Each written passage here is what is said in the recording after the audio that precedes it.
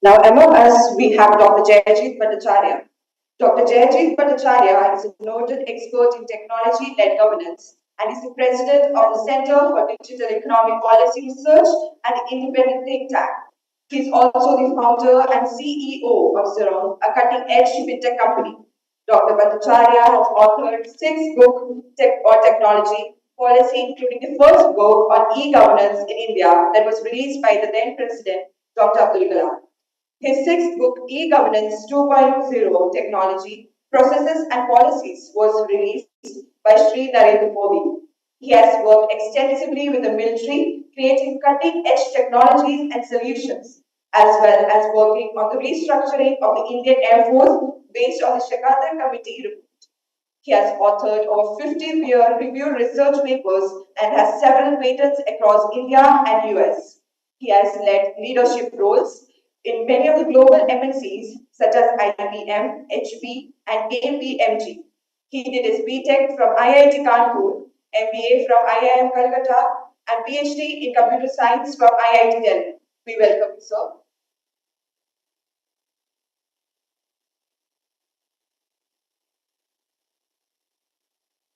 The next guest for the session is Mr. Santosh Mishra. Mr. Santosh Mishra is a senior partner in PwC India and leads citizen services and emerging technology. And he is also an adjunct professor in physician science and information systems discipline at IIM Bangalore. He has over 28 years of experience in both private and public sector. He has a BTech in electrical engineering from IIT Kanpur and has Master of Science in very large-scale integration design and digital signal processing from University of Minnesota, USA. He has worked at AT&T Bell Labs in wireless and multimedia division and has served in some of the senior-most positions in governments of Tamil Nadu and Chhattisgarh. He has served as Secretary to Government, Commissioner of E-Governance, Commissioner of Transport, and District Collector. He has successfully conceptualized and led large-scale IT transformation projects in government and is recognized as a global thought leader in emerging technologies. He has a rich work experience in key sectors of technology, e-governance, mobility and transport, tourism and infrastructure. He has contributed to several key digital initiatives of Government of India and state governments. We welcome you, sir.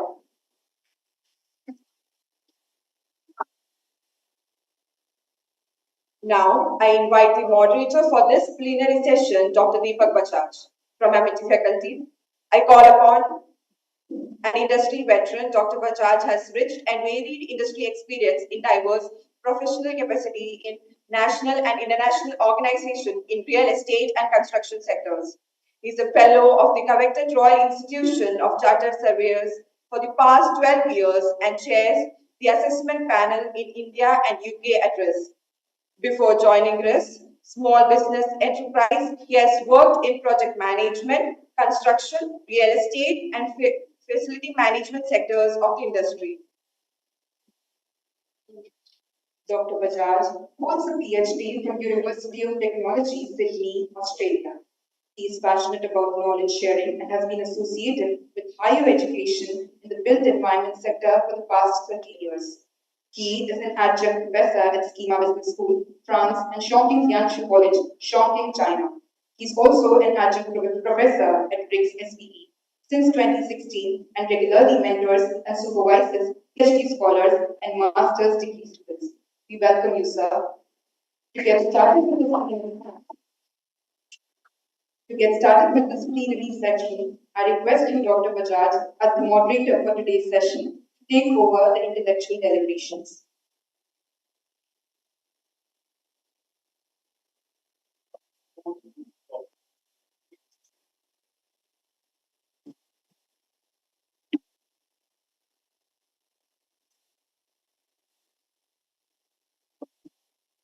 Good afternoon. I think it's still morning or afternoon. Maybe afternoon. Okay, then.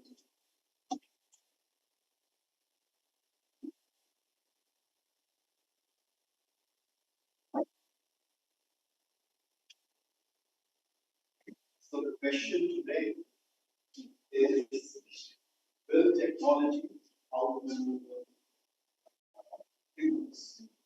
So it's an interesting debate. It's happening around the world actually. Any country you go to, they are all talking. And we have a esteemed panel.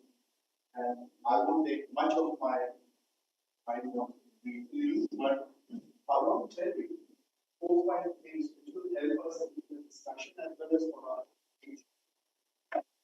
When we talk about technology, we are not talking artificial. Technology is fantastic. Without that, we would be more efficient. AI is an add-on which we could also talk about, but technology, without technology, we cannot survive. This is technology. You know, a simple alarm which wakes you up. So you need all those technologies to keep the show running, keep our life running, keep healthy and interactive. So from that perspective, technology, however, provides a bit of fear to society.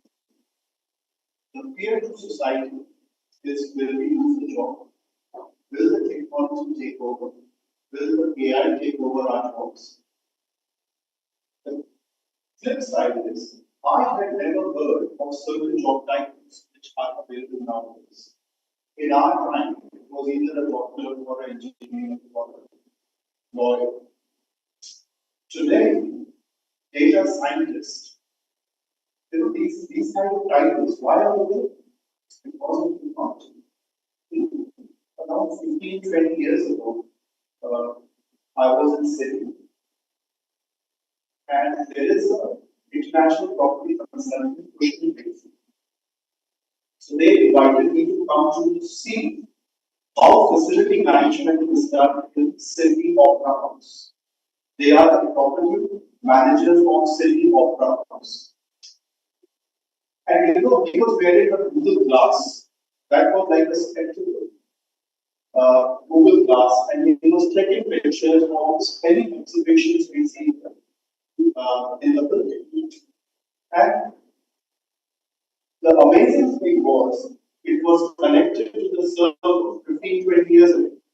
And all the pictures, all the defects, all the unique defects were going directly to the server and getting marked to the relevant people to fix it by the people. The facility management is utilizing technology today like nothing. Imagine I belong to an industry which is the second least technology conversant industry in the world. Construction and infrastructure is second least technology utilized industry. The least is agriculture, right?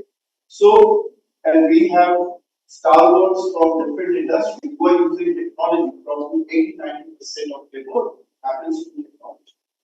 So, job losses, I don't think it is a thing, but yes, job elevation, job creation, it's going to happen. It is happening. All these companies around the world, they are coming and they are talking about technology.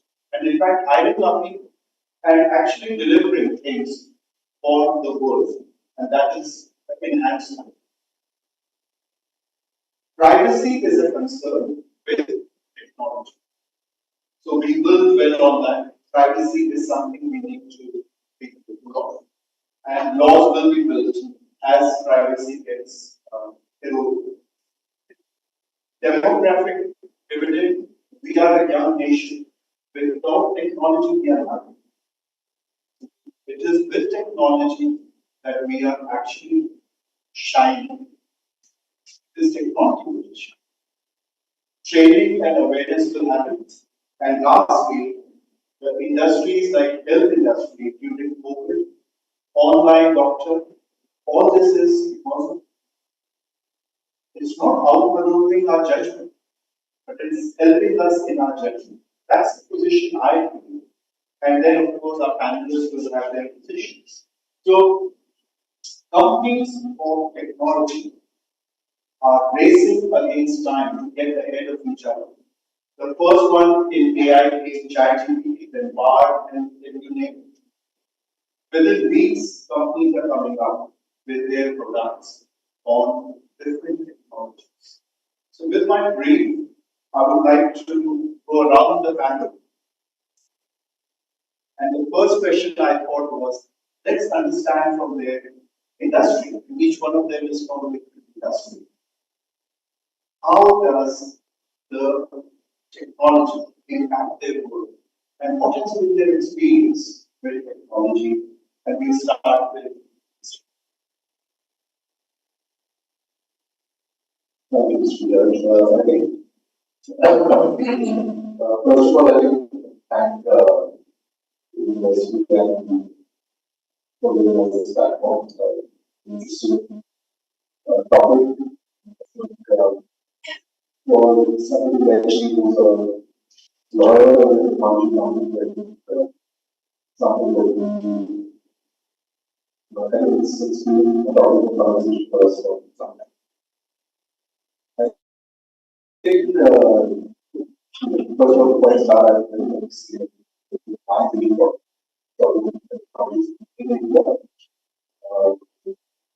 works all our services are technology enabled and benefit from technology.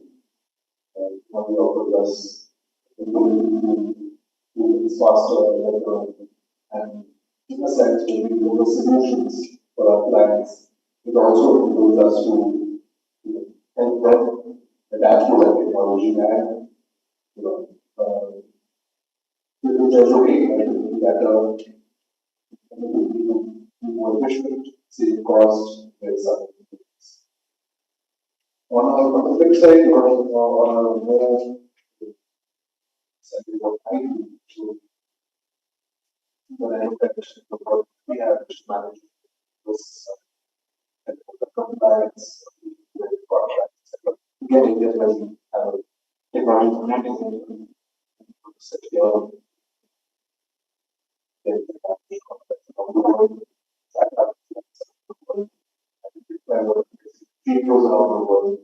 also same time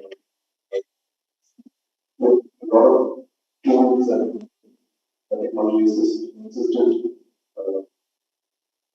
methods, we do that faster, limited sort of start. So for me, technology should be not only this is something that has been something that I would not do. I would in fact think that it would be more longer.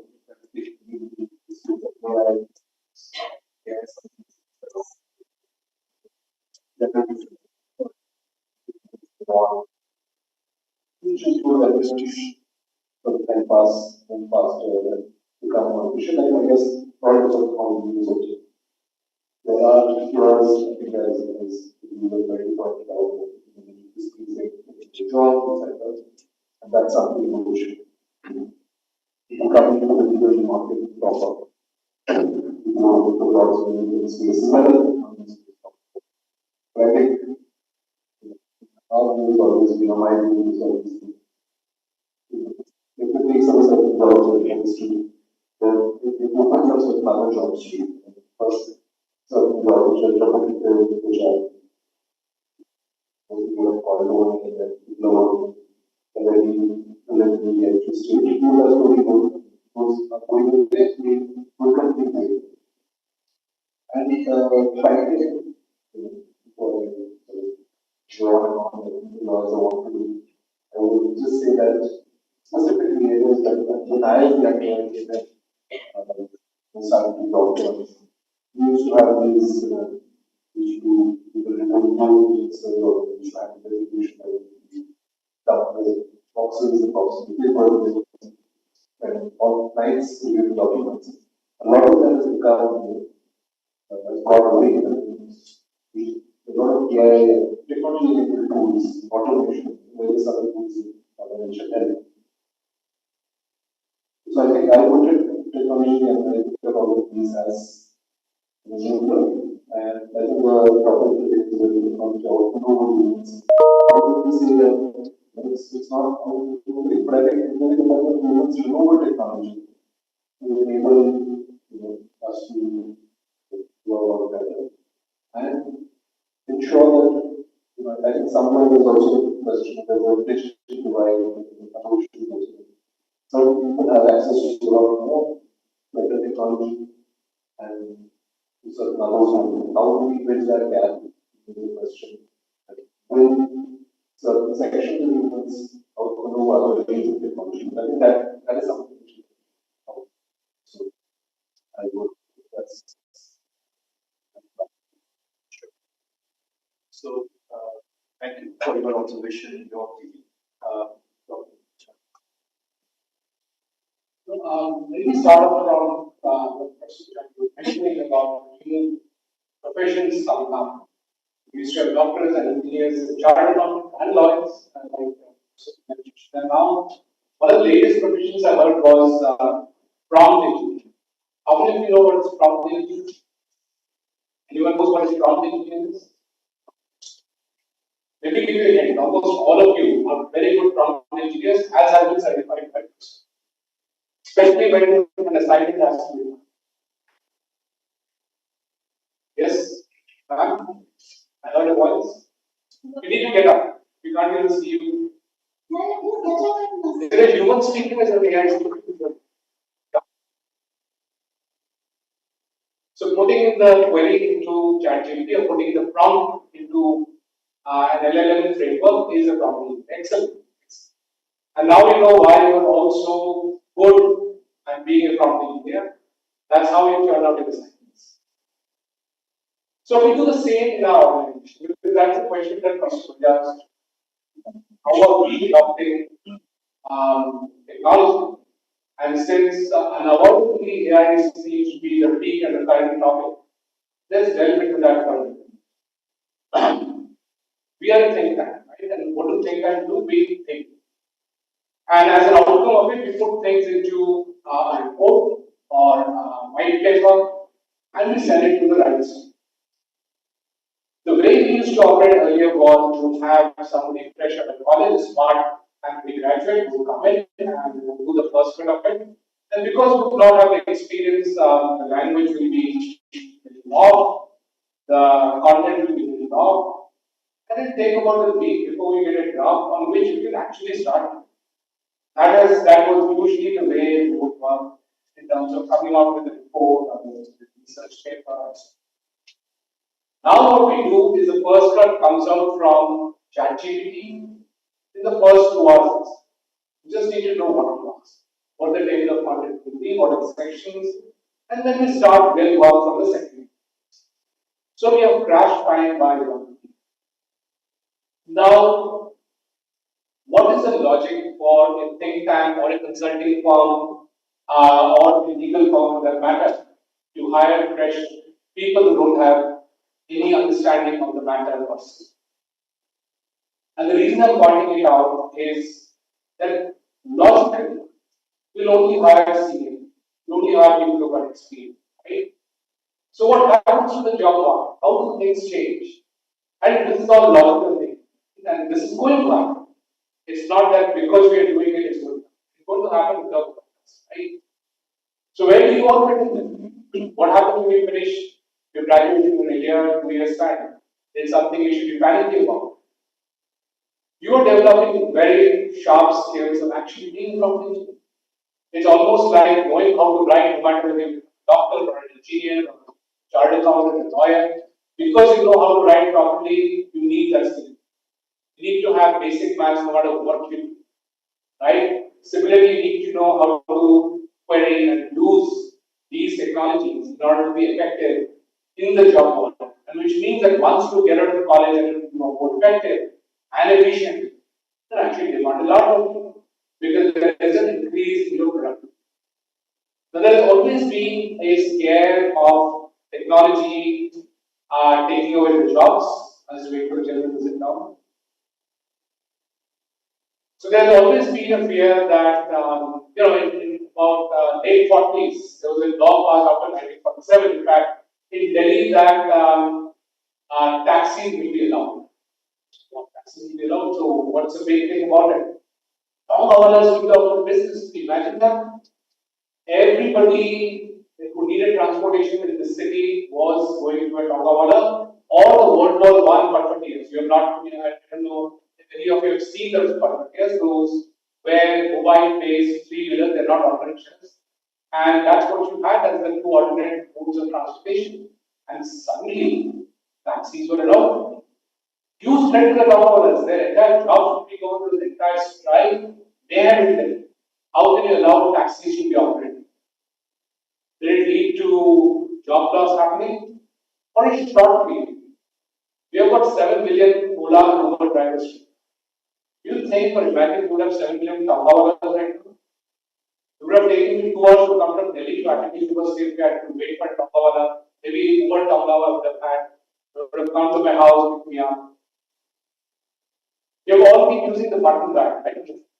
Press the button to the call goes to. Before that, I don't know if any of you have seen the old phones where you turn the phone and it's called a rotary dial. How did we connect before that?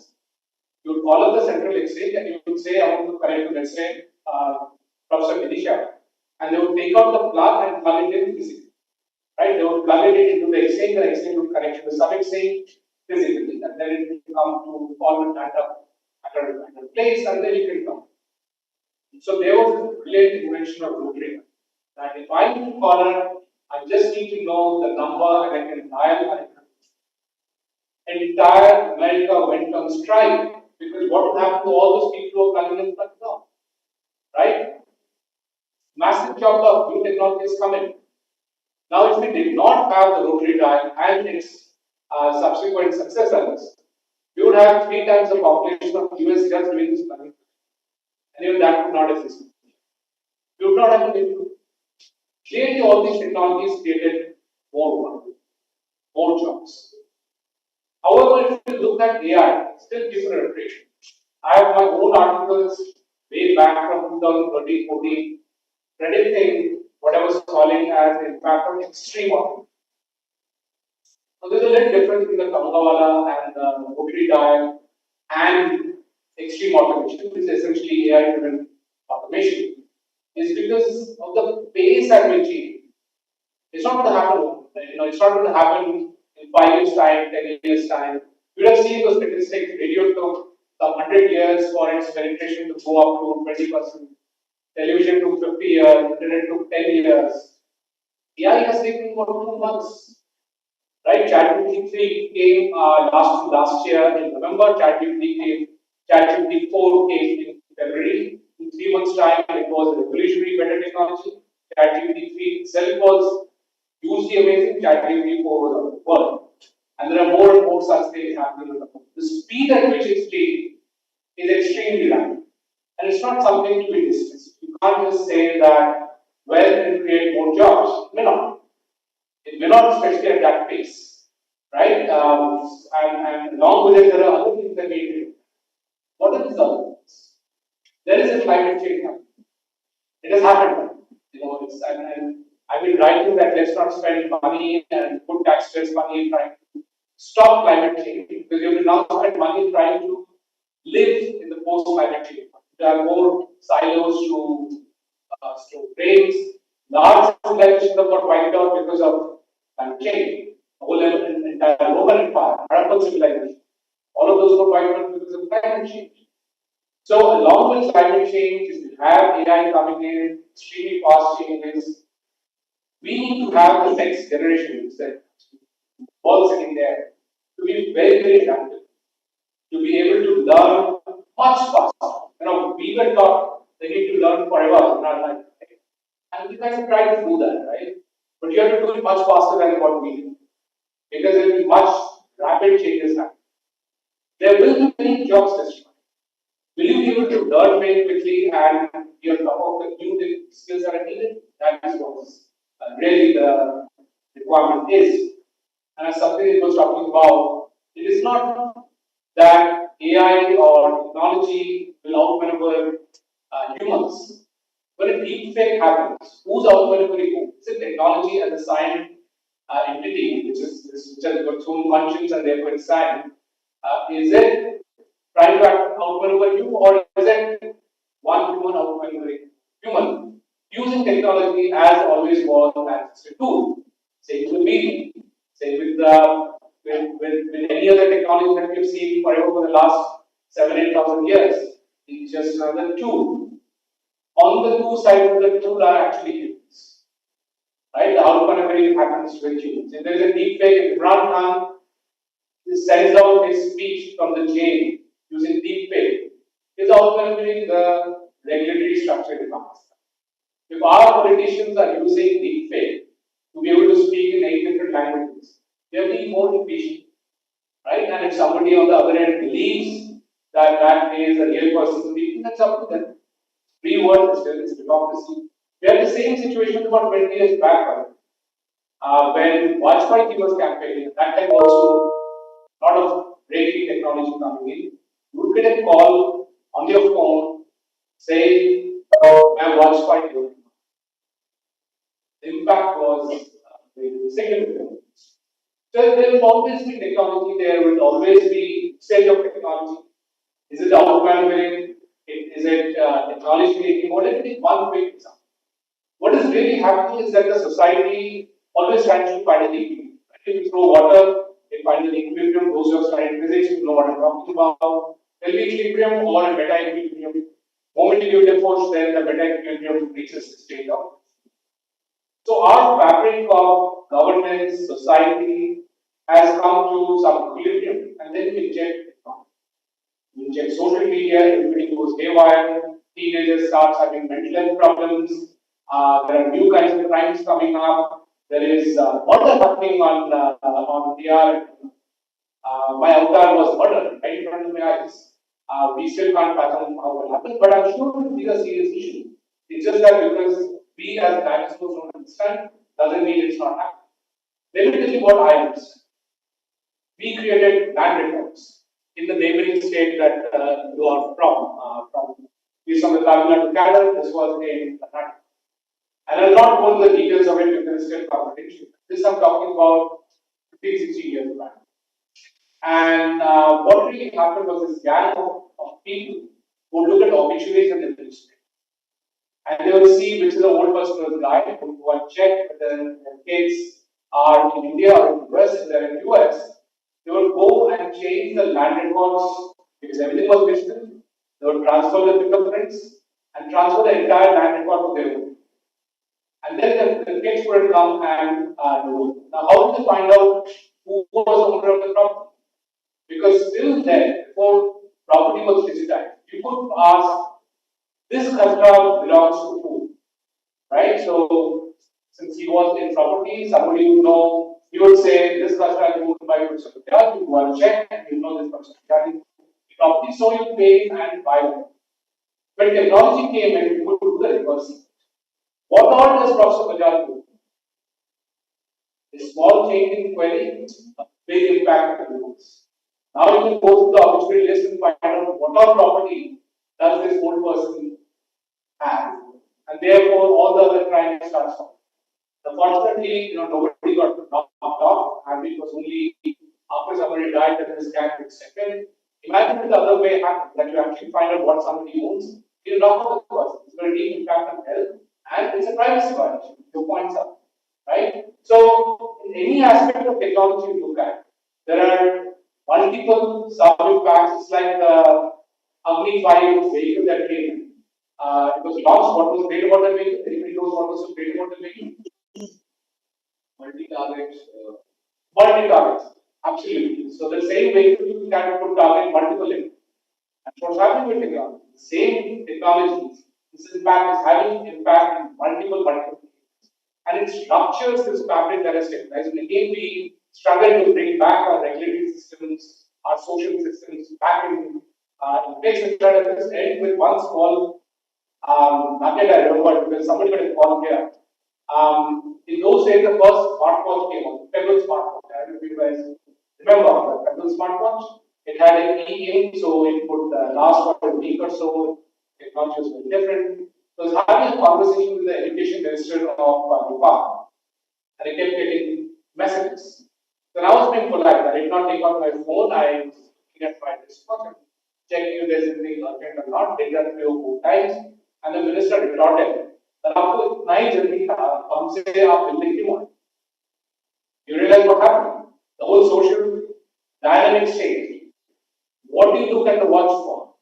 Not for messages, for time. So now I was looking at the watch. The education minister thought I'm looking at time because I'm in a hurry. I don't want to weaken now. The unsaid messaging was completely changed because of technology. And that is the repercussion of it. It has got multiple levels of repercussion, just like amplified multiple target vehicle. And therefore, it will be very, very complex world and definitely not technology outmaneuvering humans and being how at a large scale humans outmaneuver other humans. Thank you, Dr. Bhattacharya. Interesting and amazing experience sharing. We move to Mr. Mishra. So thank you. So it's interesting. I worked in the government for a very long time, and I think all of you, at least not in the first row, but anyone beyond that probably would not remember. There used to be a time when there used to be these PCOs. Anyone remembers what PCOs were? Public call officers. And these were very, very ubiquitous instruments, and we were at IIT, of course. And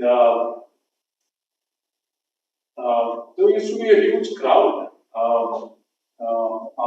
after 10 o'clock, because 10 o'clock is when the rates used to be 1/4.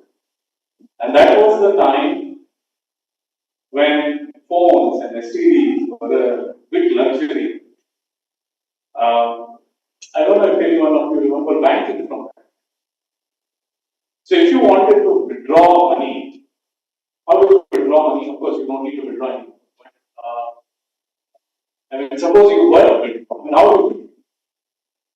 You go to the ATM, put in your debit card, punch in your number, and out comes very nice crisp notes, right? So in my times, the banking technology was, I think all of us, I don't know, you look much younger than all of us. So, what banking technology was, you go to the bank and you fill out something called a withdrawal form. Incidentally, that is still exists. So, I recommend some of you, and many of you are public policy students, so it will be very interesting. In fact, keep a copy of it because it will become of historic value. So, a good investment of your time, and maybe you can actually. So, withdrawal form has all the details you need to remember your bank account number. But don't remember it, you can't fill that form. Okay? So, how many of you remember your bank account numbers? Oh, there is one. Oh, wow. Wonderful. Congratulations. I think this is amazing because people don't remember their own mobile numbers these days. So, as he was talking about behavioral transformation, what it has done is it has enabled dumping down of human beings to some extent. So, I think that's one impact which technology is bringing. Question is whether we need that or not need that. When you are talking about brain computers, so you just think of a person and the phone gets dialed, and that's something which comes upon. So when you go fill up that withdrawal blue color withdrawal form and fill up your account number, etc., sign it in duplicate. So one on the front, and then you flip it, and on the back, and you take it to a clerk. So there were cashiers. Cashiers would sit in a cabin, and the clerks were all around. So there's a withdrawal clerk, so you give it to him.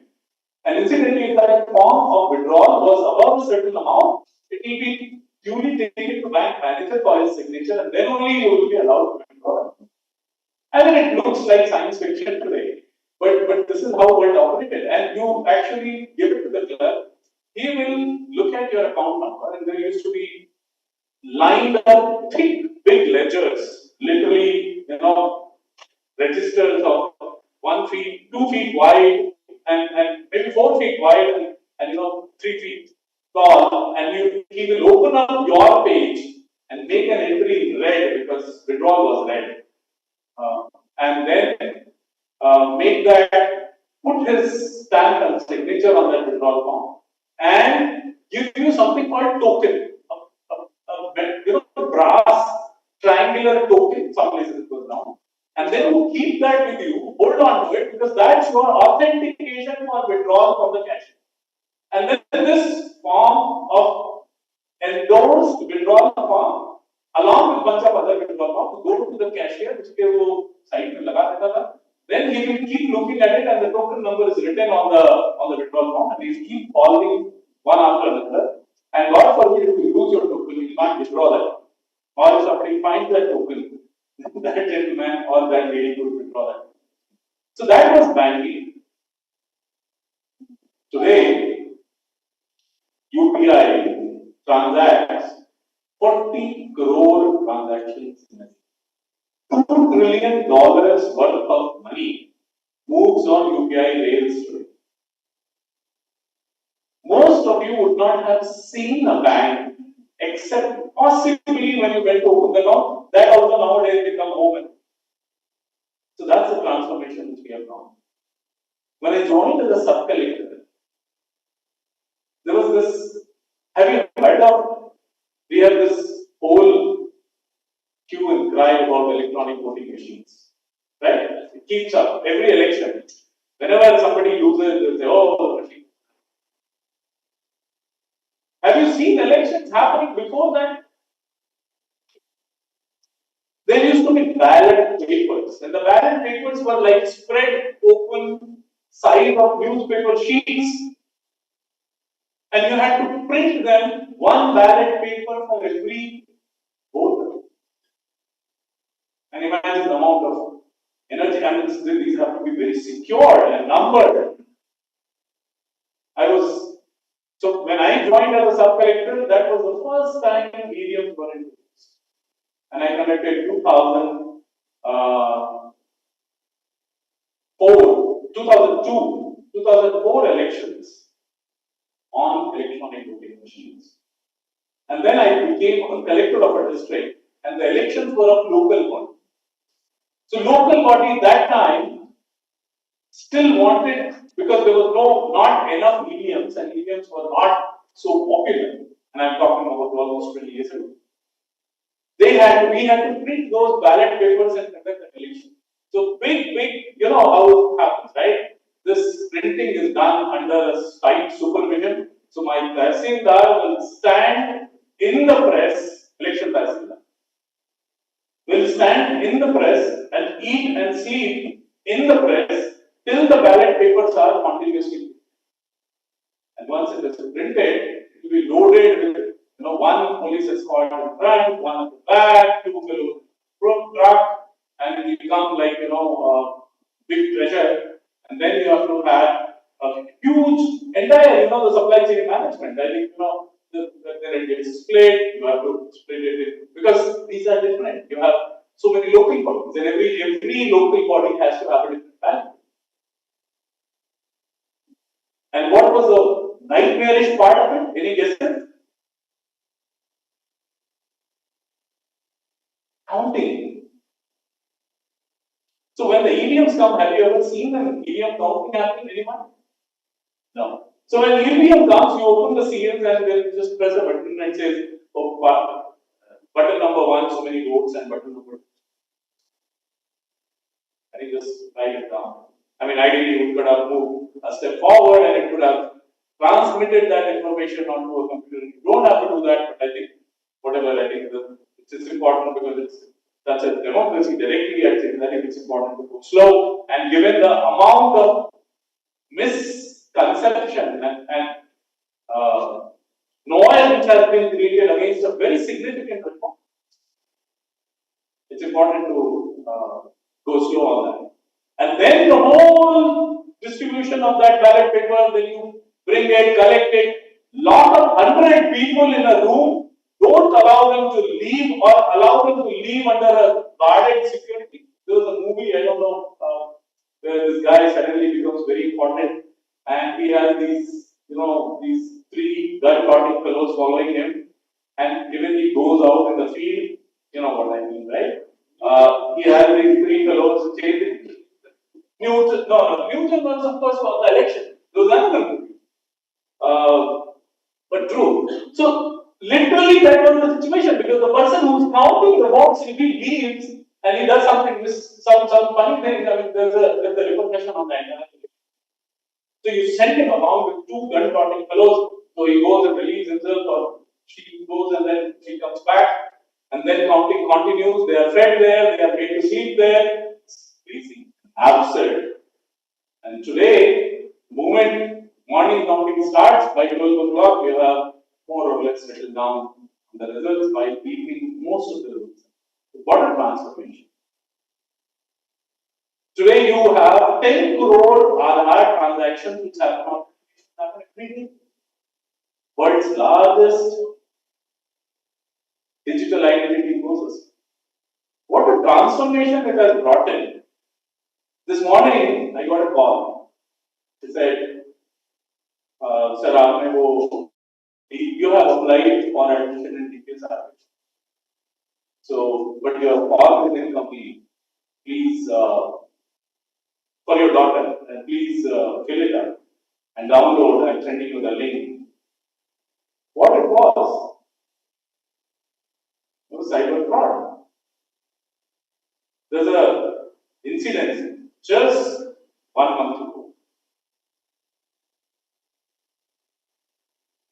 Person got, while browsing the Facebook, got and came across a Facebook page which claimed to give tips on share investment.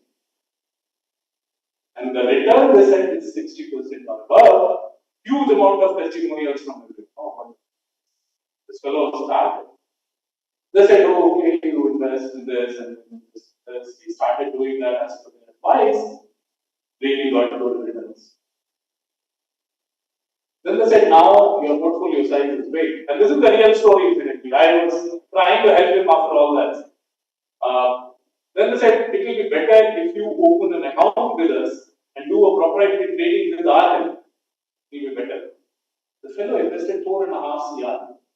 4.5 crore of his hard-earned money, he invested in this and completely got wiped out. Those fellows switched off the phone, most of them were from UK, +4 phone numbers, +92 numbers, that's Pakistan, God only knows. And now we are trying to help them, but security also can't, you can't go beyond the country's boundary. So, point is, from those days, governments are talking about today, and where we are helping, which is talking about providing service. So, government has multiple programs. You have a driving license, you have a passport. Imagine getting a passport in those days. And you have income tax returns, and every time you have to fill in your name, father's name, address, this, that, your status, employer, why do you need to do that? Government can actually jolly well have a single repository where it can actually, with your consent of course, get all this information and you don't have it. Many of you are UPSC aspirants, as I gather when I was coming in. So I was called by UPSC to consult on what to do with so much of talent in the UPSC after the UPSC results are out, and those who make it, and there's a huge talent which is left over, which don't make it. So what to do with it? And they were telling me that they are also bringing in a reform that you once apply for UPSC, then you don't have to apply again. Every time you keep writing all UPSC exams. So very small step, but a very important. So these are the ways I think technology is changing. It's bringing in behavioral changes. As I was saying, what a important example. Looking at the watch for the messages. Today you have the watch.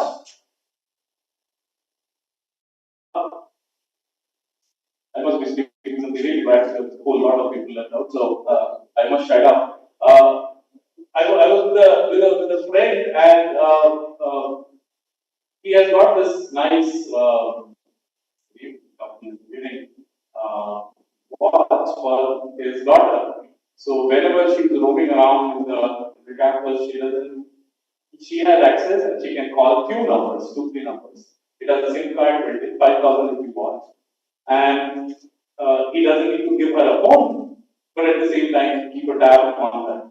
And and he's so happy, he says, I don't have to monitor that anymore. And there's a GIS perimeter set, so the moment she crosses that, there's an alert on his and his mother's phone. So we have come from PCOs and from desires to this form of technology. It's bringing in behavioral shifts, it's bringing in new challenges.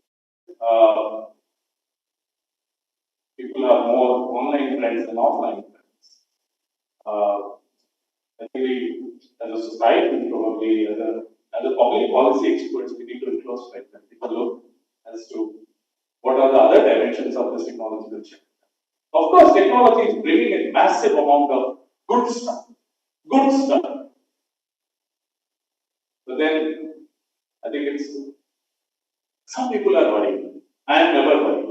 Human beings are infinitely ingenious and they will figure out how to handle this change.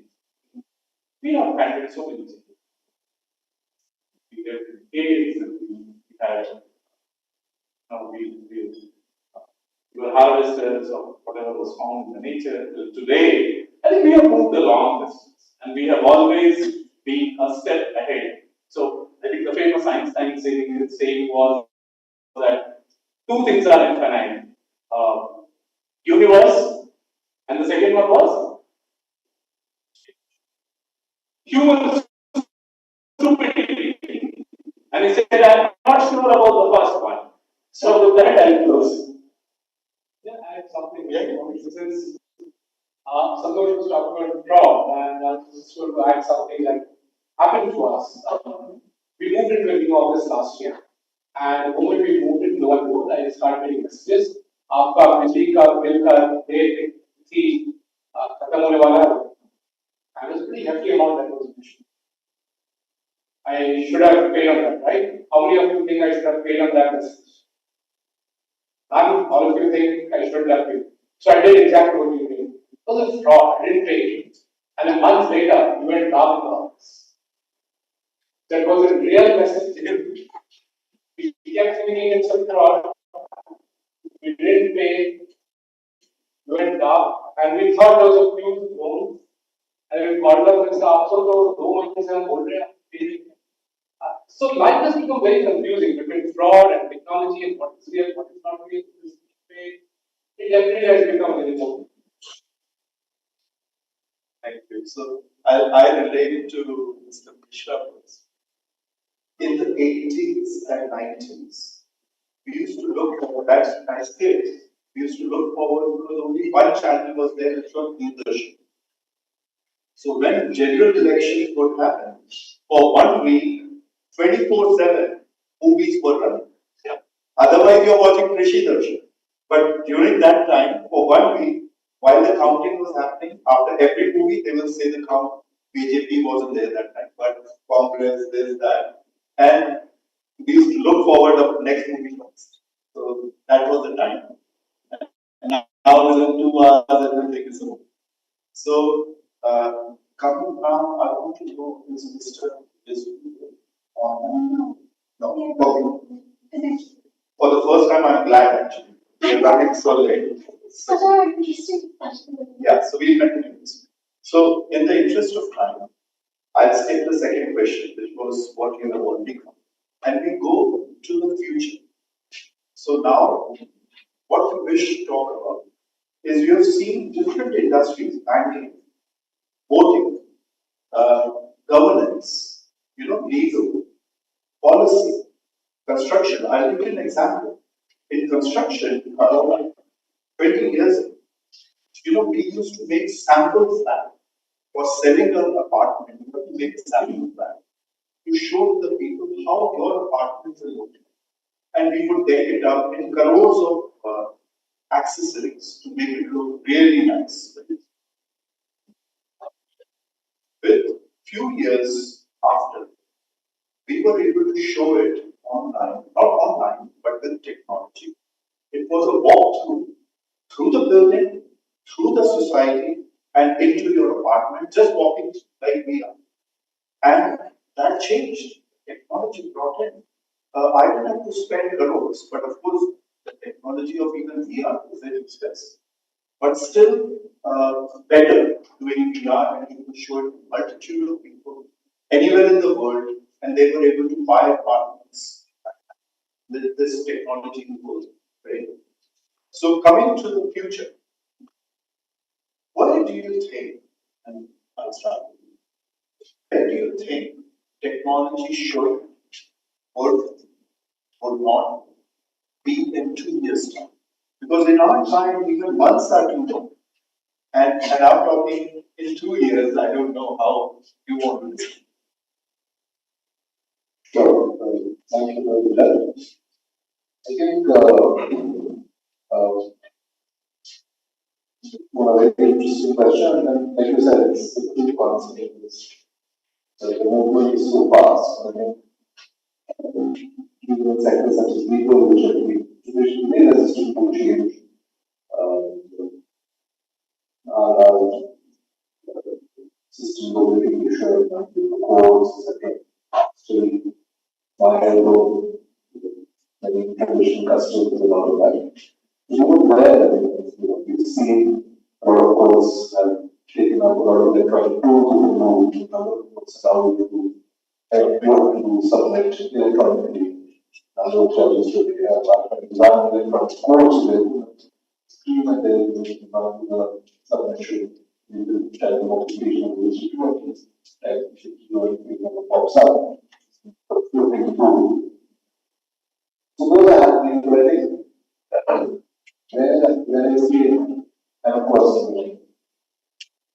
other areas of operation, where you look at discovery, and the transactional side, the transactional side, there's technology definitely adoption will be much higher. And I think, of course, as the Commissioner also pointed out, the change that we are seeing is something which is, in some ways, irreversible. It's not something we can stop. So, if I would ask me, it was like 1 year, months. The change that I am looking forward to see is somewhere between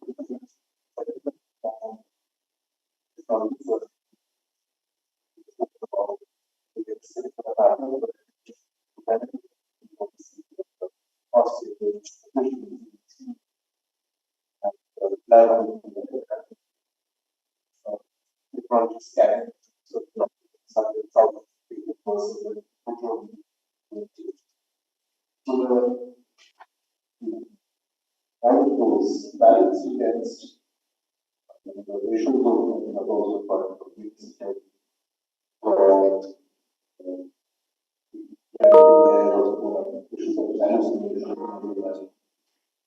bias, it was certainly how it's changed that how it's implemented. All those inputs create injustice as well. So I think when we look at the positives versus, let's say, the challenge environments, the constitution looking at 2020 frameworks or others. So where I think for particular as a lawyer and looking at this, manage a transition,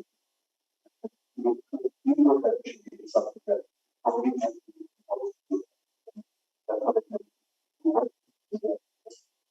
this is happening at such a fast pace. We need to move it.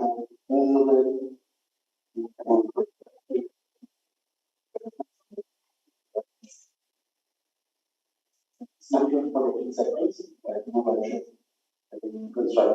the last the second last agriculture meeting. I think we must say very high up.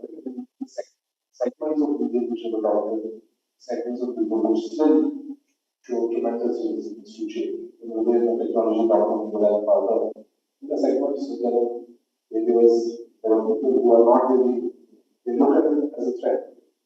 Like my job, let me slow down my work, let me not move, let me not improve. If I do this faster, then would my job will be impacted. If I don't, technology will, I don't do it. So I think dealing with the resistance, with training people who are working with people who become more conscious, the change that they are going to adopt is something I'm looking forward to. Thank you for your observations. I understand we're running out of time, we're trying to keep it short. So, obviously, 2 years is not that long with the speed at which we are moving forward with technology. There's a concept called singularity. How many of you are aware of the concept of singularity? When things go to an extreme, that it becomes undefined, right? Those who are doing mathematics would concept. That's what happens with the lab. So the atoms and the electrons and the quarks and the photons will all coalesce into that small little black hole. And therefore what happens after that, the laws of physics, it's a point of singularity. So, and it was predicted that because of the march of technology, we will achieve singularity in the next 50 years. And it was a kind of a science fiction, maybe more of a joke. How can that happen? And then also, even though we are saying that don't know what singularity is because it's kind of undefined, but let's just do a little bit of thought experiment. Let's fast forward everything and let's say that we have achieved so-called singularity because of technology. What would that mean? Let's look at agriculture. How much of India's population is in agriculture? 67%. Brazil is 10%. US is 2%. So clearly, if you want better farmer income and by the current technology, only 2% of the population would now produce food for everyone. At some point in time, what was the population of India that was engaged in agriculture? Almost 100%. Right? Fewer potters, fewer metal workers, rest are all farmers. From that 100%, we have come down to 60%. Everybody else has come down to 10%, 2%, and so on. Farming is a primary industry. So when you do automation, clearly the number of people needed in primary industry comes down dramatically. We need less number of people to do mining, less number of people to do agriculture. So people are now freed up to do secondary industries. What are secondary industries? Anyone in policy, economics? Absolutely right. So secondary industry is manufacturing industry, right? So we say that people should go to urban areas, get into manufacturing, industrialization, which is where jobs are created. And then we have enough manufacturing, so people go into services. That's a tertiary industry. So that's how the industry does start. Primary, secondary industry. And we see that the moment we have technology getting into secondary industry, we have factories run by 1%, 2%, which is the truck comes, dumps the raw material, and now comes a finished product. And need only 2 people running the plant. The number of jobs needed in secondary has also come down. Now with the advent of AI, with everything that Satya said and with due respect, with all that he said was absolutely bang on correct. Number of jobs needed in the service industry also come down. Now let's go back and revisit agriculture. Why do we need humans and all? We've got nice robots that work on the sun. Not only that, you put a solar panel on top of it, they'll take energy from sun and they'll work on the fields. In fact, Santosh has, as a hobby, he runs large agricultural farms. You would just need a robot doing that. You wouldn't need anyone else. And we far more precision agriculture because between 2 farrows, it will not even leave an inch of land. It will be far more precise and put the exact amount of fertilizer, the exact amount of pesticide and so on and so forth. And you wouldn't really need humans. Same with manufacturing, you wouldn't really need humans around. The transportation and logistics, which is typically 25% of GDP, will be done by automated vehicles. You have seen the ADAS system, you have seen trucks which move on their own. So you wouldn't really need that economy either. Coming to services, at some point in time, based on smart contracts, blockchain, and so on and so forth, number of litigations will keep coming down. They become more standardized, and perhaps some of them will be far more complex, but over a period of time, we will solve them. And so we will do. And keep in mind, we'll start getting free energy because we'll put up all the solar panels, otherwise, we'll have nuclear. Countries like India would be at an advantage, like we used to do 200 years back. Massive advantage because of solar. Solar needs to, what is the one large industry that solar feeds into? Agriculture. Right? We were an agricultural powerhouse, which is why we became a technological powerhouse. We built the best ships. The UK Parliament had to come out with laws to stop the Indian shipping industry killing off the UK ships. So this is way back in 1814 and a subsequent law that was passed in 1816. It's all there in the archives. Any of it. It was an arbitrary step that the UK did because the shipwrights went to the king and said, "We'll die if you don't pass this law, and you must stop these ships, even if it's under a British flag, but made in India. They have to pay 20% extra tax on whatever they're bringing to any part of the world." So that's how the Indian shipping industry in Surat and Bengal was killed from that. And then they stopped using it for the transatlantic that they exist. So the point is, anyone who's got free energy and has got intense amount of automation, the number of people needed to really do economic activity will be ridiculously low. So what does a nation of 1.6 billion at that point in time do? What will the 1.6 billion do? And that's the singularity. And if we don't start thinking about it, it will happen. Santosh mentioned about human ingenuity, and we have been able to conquer all the hindrances that we have seen. Keep in mind that when we moved from hunter-gatherer to farming, we started growing grains. That's been one of the reasons for that. But to the last 10-15 years, it has now been proven, if you're following the data from research, that if the mobile phone is given to a child, the earlier it's given to a child, there's a higher probability of mental illness. Right? So these are having the implications on how we live, how we are able to cope. Some of us will cope, many of us will not. And so, what is that singularity that we're moving forward? How will we earn? Should we have a universal basic income? Should we go to what's normally called the Vedic way of living? We then spend our time doing mathematics, astronomy, and so on and so forth, while everything else is being divided. How will wealth be generated? How will it be distributed? Generation happen. How will it be distributed? Those are issues that we really need to look at. The next year will be very clear that singularity is not years away, it's much closer. We see the light of singularity coming much closer. Your last words, sir. My last words. You go the last. So Before AI takes it. right. So one, I think AI is not going to be. So I think we have. Okay. So if I speak consent, there is so much value to be unlocked, and if I put it straight, there is so much hidden inefficiency in the system that actually multiple AI revolutions are still needed. So you look at average time a doctor spends with a patient in an OPD in India. Any guesses? Any guesses?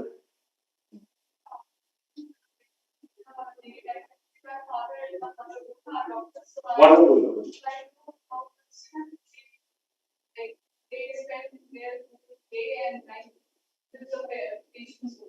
Great, I mean, they're very dedicated doctors and they are like spending so much of time whole day. But if you ask them how much on an average you are able to give, not that they don't want to give. It's just that 200 people out there, right? I mean, they have to finish off OPD. 25 seconds is Indian average doctor who spends time with a patient. What diagnosis can you really do? अच्छा बुखार है, अभी सितंबर का महीना है, मौसम बदल रहा है, वायरल होगा, जाओ, right? कभी लग रही है मलेरिया होगा ये तो how? So not their fault. And what is the average time in US, for example? Per patient, OPD consultation, 25 minutes. How do we bridge that? There is no way we can produce our doctors overnight. I mean, thankfully, there is a massive reform which has been coming in terms of Medical Council of India reforms. They have reduced the norms. They have increased the number of PG seats without actually, making it double. Recognizing hospitals to give all that is great. First of all, I think that didn't happen in this country for a long time. Thankfully, now they are doing it, but that's not enough. What do you do? What's your average agriculture productivity? 3 tons per hectare. What is China's? 6 tons per hectare. What's your student teacher ratio? What's your nurses to patient ratio? Every field requires a revolution. I think AI is there to help us. It will cut down on a lot of preliminary work. Now, when we start using AI, and in fact, last week I actually, after 7 long years, I completed my PhD. It is all public policy challenges of it. So you have to be extremely aware of what problems it has. And just like anything else, just like knife, electricity, fire, petrol, everything. I mean, it's just like one more technology you have to deal with. It's one more invention. And you have to figure out, as I said, I believe in human ingenuity, despite what Einstein said. On the internet it is said, I don't really know whether he said it or not. But the fact is that if you know how to deal with every new instrument, every new weapon, every new invention, every new device which has come in, I'm sure we will be able to name this. And actually it will help us, a country like this. So what's important? Important is, वो कहते हैं ना कि 3 चीजें होती हैं, like some make things happen, and some watch things happen, and some wonder what has happened. So, as a country, I think we should make things happen rather than watching things happen. A lot of this AI cutting-edge technology needs to be produced in the country based on our solid mathematics and research and computational abilities, and bring that technology home to do things which we have not. As we said, 2% of population should be actually farming. Bring in all those robots. I mean, I have a major problem. Weeds are a huge problem, and I spend a bulk of my expenditure in cropping is because of weeds. So if I have a robot which can go just keep plucking the weeds day and night, it will be so fantastic. So I think it's important to make things happen, make things in India, make technology in India, be aware of what could be wrong with this, and then let it help us in everyday's life. So, like you said, in agriculture, in construction, I can tell you, simple techniques and technologies available to us. But now, only after so many years, we are seeing some cranes in the sky. I was in Shanghai in 1993. It had more cranes than the whole of Western Europe combined. Anywhere you look, there were cranes when construction was happening. In India, we were still following the socialist culture that we need to create employment for the people. And that's why we used to keep 4,000 workers, and yet so unproductive in terms of going up 20 floors. It will take years to build it. Now you can do it in 6 months. So that technology has transformed. Now what would those people do? Now I don't need 4,000, I need only 400. So those 3,600 people who were unskilled have gone back to the farm. They used to come in the move time and they used to go back in the bus time. So excellent examples of different industries and how technology will help us. We can't run away from it. We have to adapt it. We have to be ready for change. We have to be resilient to the change, and they cannot outmaneuver us. We will be in control. If you give up control, like on MS Teams, the task, take control. If you give control or take control, I think we will have to work towards that. So with this and the time constraint, we have to end the session. Thank you very much, Mr. Gupta. Doctor, thanks. Now,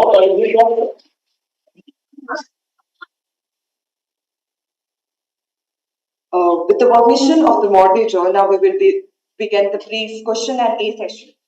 Please raise your hand if you have a question and wait for the microphone to be brought to you. As a reminder, we value diverse perspectives and ask that all questions and comments be respectful and constructive.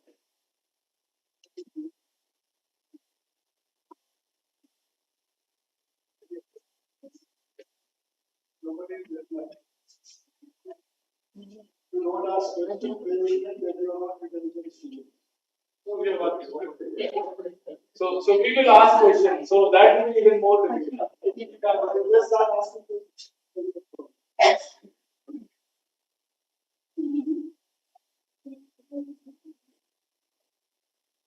Hello, sir. I am from Institute of Public Policy. I am of four-year student in public administration. And my question is, like, I am a woman, and I feel how can a woman can how is all of your takes on how can a woman contribute in the technological development and in the also with the technological development and also for the sustainability? How can a woman contribute in this? Because only women are talking. I want to hear from males talking about how women should take technology and its technological changement, and how can she contribute in this world? What should be a woman's perspective? This gentleman here is telling me it's a gender biased family. On your creation, madam. I'm not answering, but I was on I was in a panel last week around sustainability, not to do with technology. There was one lady and four people told that you are almost a man. So I think we have to be very we have to sort of defend those. I think so. I think you've got a very interesting question, and I think I can say that so that we can go to my thinking with that answer.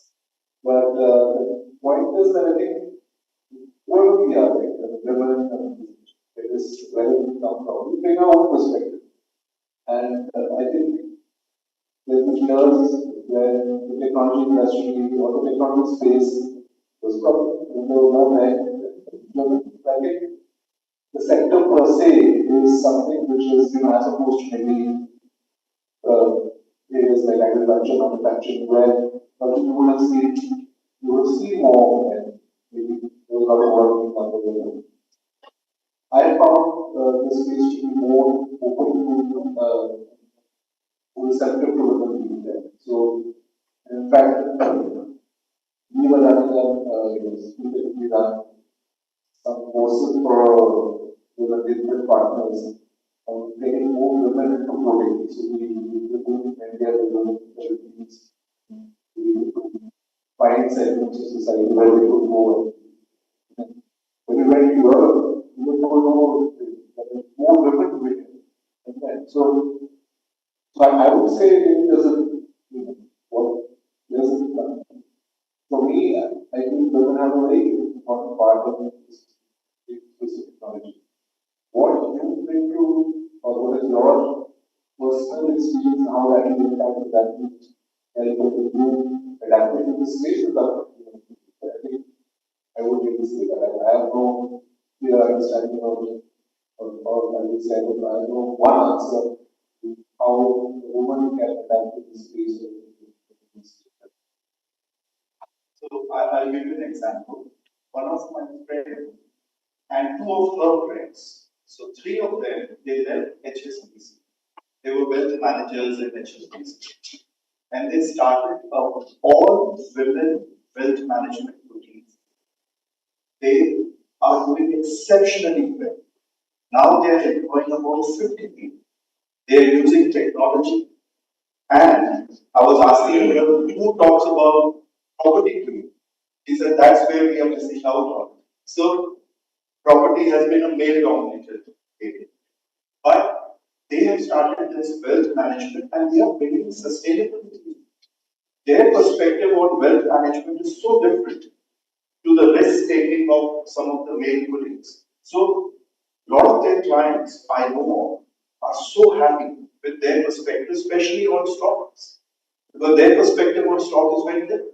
So, there are people out there. You know, one of the largest US fintech, they started a program. 10,000 women are getting trained, and they got awarded by this Plenary for taking that course of technology-driven women, and it's all happening. Go to Bangalore, go to Hyderabad, less a bit, but bit in now as well, where I can see more than 50% of offices, technology-driven offices, being run by. So just my take. Seems like you're trying to put me in context. So everything that I say, taking the picture short because man and put it in perspective to the text which was in the crowd. Let me look at other biases. Again, what Professor Rajat starts with is you should be an engineer, or you should be a doctor, started from the you have to be. Similarly, there are big tax settled unsaid people are women. So in a way, my question is, are you asking that question? What is holding you back? Or anyone, not you as a person. What's stopping anyone from, and by the way, I have one doctor, she used to be extremely smart in maths till about 6 or 7. Then somebody told her, you know, that's not cool for women to do or girls to do. So somebody is whispering into our either you become a lawyer or a chartered accountant or your business, or women needs to do this kind of thing and that kind of profession.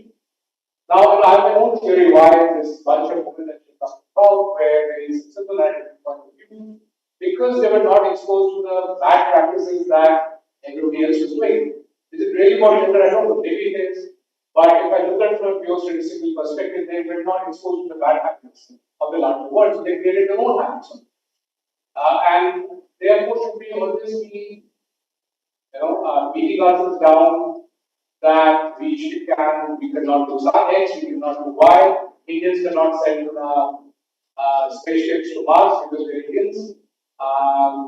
Maybe one Indian woman mathematician from ancient India. Do you remember? One ancient Indian mathematician. Why is it not being talked about? Why does none of you know that there are women mathematicians in India who made very fundamental contributions? None of you would have heard of Leela.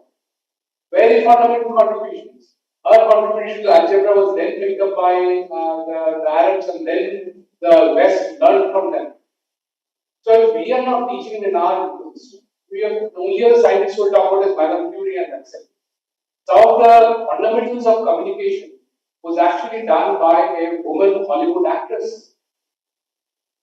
Right? And the whole frequency hopping that is now the basis of Wi-Fi and everything that you see in video land was done by Leela. She was a Hollywood actor. So by saying that we can't do it, and by the way, there are reasons why. So, and there are reasons why I can't do it. There are reasons why all of us can't do many things. But that shouldn't stop us from going ahead and trying anything. There will always be reasons, and valid reasons. Right? I mean, if you look at why India can send a vehicle to Mars, because there was technology. Right? We don't have the background of we started late, started cool. So, should we give it up? And take everything I said with a pinch of salt because I am not. I might identify myself to be human at some point in time, but not. So I think a short question, and I think we heavy, great answers from all of us. So my short take is this, and this is from my experience. I found, and again, this is a risk of stereotyping. I found women to be multitaskers and more efficient problem solvers. And in whichever organization I have worked, my best go-to, there's a man Friday, my best go-to was Woman Friday, who was always on top of things, whether it was in government. I'll tell you, when I was a sub-collector, there was a massive law and order issue. And this girl, she's still in service, she's an IAS officer, she just came, I was a district collector, she was posted as an additional collector. She was 6 months pregnant. She was an additional collector. A massive law and order. Like, people will kill each other. That kind of situation. And this was about 100 kilometers away from the district headquarters. On the coastal areas, there was a big clash between the Ganpati Yatra was going on between two communities. And this would have been a disaster, a big disaster. And this, I was sitting, and then the call came, and she was also sitting next to me, saying that we were discussing something, and the call came saying that this is big eruption which has happened, and we immediately need support, otherwise there will be police personnel who will be killed, and then there will be a total chaos. So obviously, I mean, my first reaction was to talk to the SPs and folks from here, all those nearby areas, as quickly as we could. And this girl got up and said, I'll go. And I was like, I didn't want to say no because I knew her condition. I mean, this is a strenuous journey, and this is not mild stuff. Like, this is like real life crisis, as bad as it can get. And I was in a big dilemma. I tried to tell her that I can't say you are pregnant, therefore don't. So I wanted to say that, but I did not say that. And I tried to tell her that the police go SP को जा रहा है, SP on the way, SP पहुंच जाएगा, कुछ हो जाएगा. I said नहीं, मुझे जाना पड़ेगा. From revenue side, somebody has to be there, otherwise it will never be. And this is very true. In fact, many a time, police alone, actually, presence of police alone causes more problems than it resolves. And this girl took a 1.5 hour car journey, who Pranay Marshal ambassadors who are completely not more comfortable ones. She went, sorted it out, 9 o'clock she called me and said, solve something. So I am a big believer in the firepower and problem solving. Sorry for another long lecture, but Now I think I don't need a mic. We need a voice. Thank you, everyone.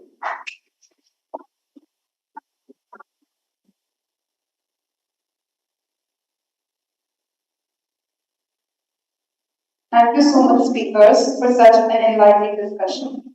As we come to the end of the plenary session,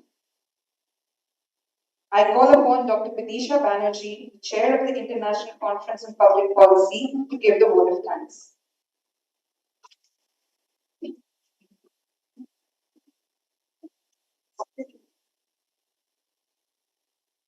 I'll make it very short, but it has been a very, very interesting discussion, and I'm so glad. I know it's a gender-biased panel, but trust me, when I asked all of you to come here, it was not because of your gender, but because of the diversity of the intellectual experience, but also the kind of perspective we were looking for. This whole topic, when technology outmaneuver humans, came from one question in the classroom, which was, "Ma'am, हमारा क्या होगा? हमारी नौकरियों का क्या होगा?" It was ChatGPT, and that sparked this question, and I thought this is the right forum for us to deliberate. And of course, Dr. Bajaj told me, Vidisha, technology is just not AI. So सिर्फ AI के बारे में मत सोचो आप. And then we deliberated it more.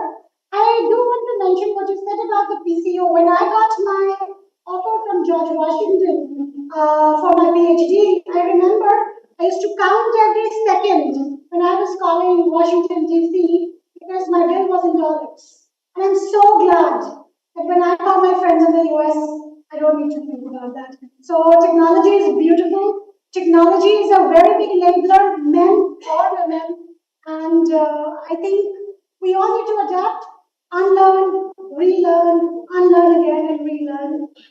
But it is something that is here to stay, and it is up to us how we look at technology and not feel threatened, but think of it as empowerment for all of us. So thank you very, very much.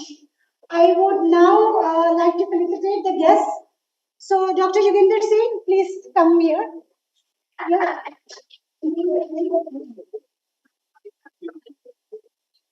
I request Professor Yoginder Singh to felicitate Mr. Abhijit Gupta.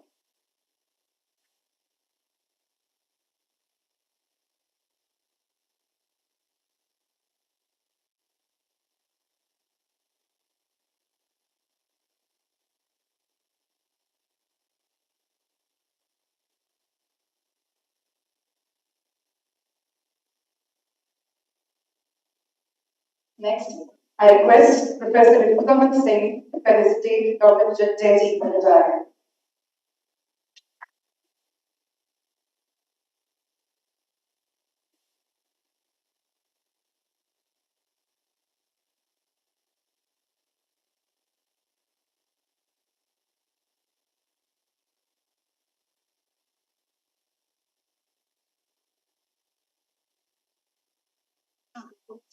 Next, I request Professor Tanveer Aijaz to felicitate Dr. Deepak Bajaj.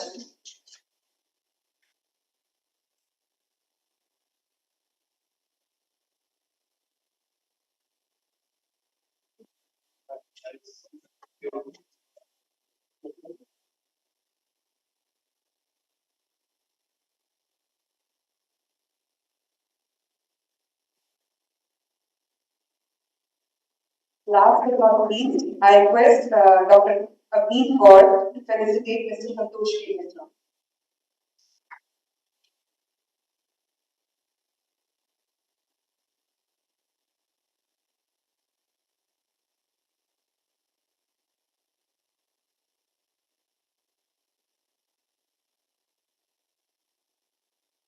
Thank you, everyone. With this, we come to the end of the plenary session.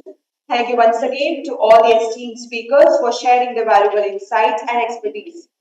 We encourage you all for a delicious lunch and a chance to continue this valuable conversation in a more informal setting.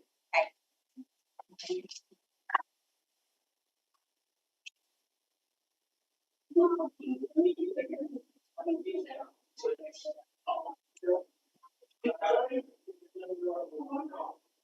Amit क्या close कर दूं?